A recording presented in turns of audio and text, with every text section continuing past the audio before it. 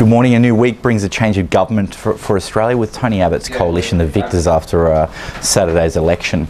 Abbott's first order of business is, of course, to start the repealing process of some of the previous Labor government's initiatives, which includes things like the resource rent tax and carbon tax, which is considered to be broadly supportive of business activity. While markets had priced in a decisive Liberal victory, there's a bit of a sense of political closure, I suppose, which has provided the Aussie a bit of support in the early hours of this morning, albeit it was quite fleeting. We did see a move above that 92 figure before a bit of a pullback.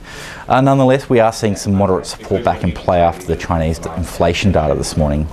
Political pundits are, of course, now focused firmly on the makeup of the Senate, which essentially decides how efficient it will be to pass key Liberal policies.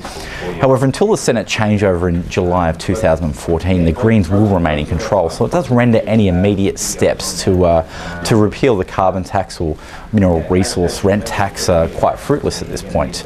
Looking back on Friday, we did see the release of the non-farm payrolls broadly negative for the greenback, and we did see a notable moderation of expectations the Fed will cut QE measures next week. Clearly, taper talk will remain a governing factor alongside more immediate matters as President Obama attempts to get congressional approval on the Syrian strike on Wednesday. In terms of data, consumer credit data, jobless claims, PPI, retail sales, and the closely watched University of Michigan consumer confidence data will be on the US docket. Across the Atlantic, Euro traders will be looking at Italian GDP, German CPI, and the ECB monthly report. And sterling should find some direction from the latest jobs data. Closer to home, the flow of data from China continues tomorrow with industrial production and retail sales.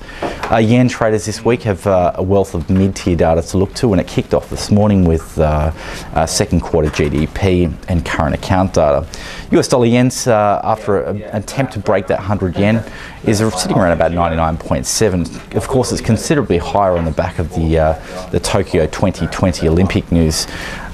Looking over to the New Zealand markets this week, and certainly we've got RBNZ in focus. It is expected to see the central bank hold rates at 2.5%. Locally, we'll be looking at employment data and of course ANZ job ads data this morning did point to softer labour market conditions, but the Aussie dollar will be very much focused on what we see from this Thursday's employment data. Trade safe and enjoy your week.